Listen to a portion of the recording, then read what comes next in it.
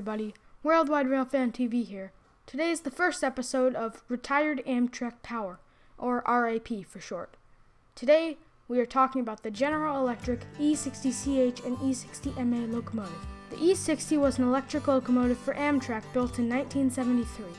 They were built when Amtrak's newly electrified Northeast Corridor, running from New York to Washington, D.C., was getting big. Keep in mind, the Northeast Corridor was not electrified from Boston to New York. They were using worn locomotives for old railroads, which Amtrak had replaced.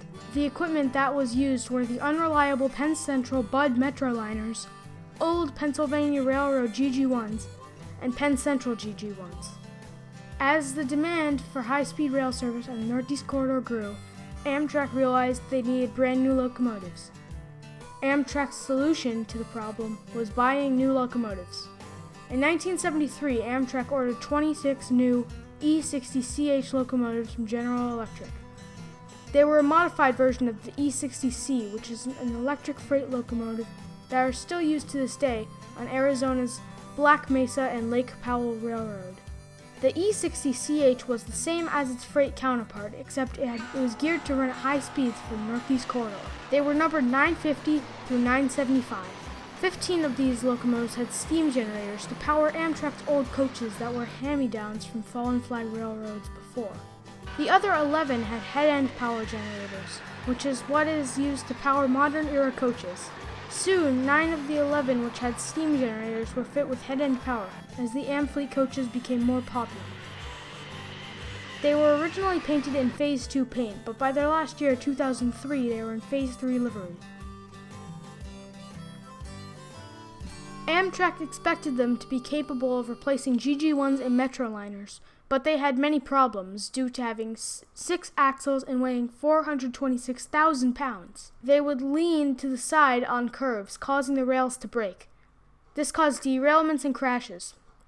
By 1977, Amtrak had to limit the speeds on E60s to only 85 miles per hour, so they pulled slower long-distance routes like the Silver Star and Silver Meteor.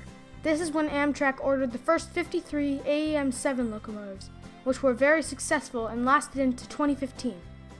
When the AEM-7s were delivered, Amtrak started to get rid of their E60s.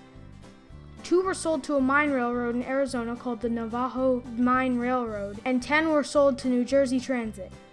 The E60s that remained were overhauled and renumbered, and turned into E60MAs, 600 through 611, 620, and 621. They were re-geared for speeds up to 90 miles per hour, so they were still used on long-distance routes in the Keystone Corridor. All of them had Nathan air chime P01235 horns. Here are some samples.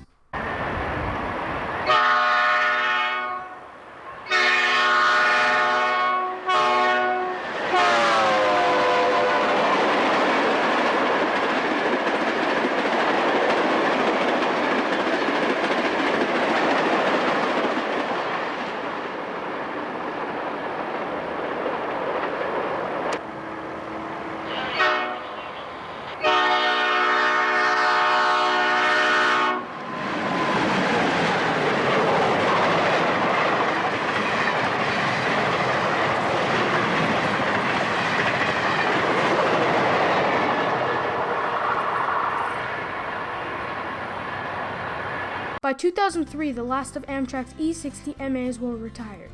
Number 603 still sits in the Railroad Museum of Pennsylvania to this day. Although the E60 was not the most successful locomotive, it was Amtrak's very first brand new electric locomotive, and it had a design that was not easy to forget. It definitely won't be forgotten anytime soon. Thanks so much for watching.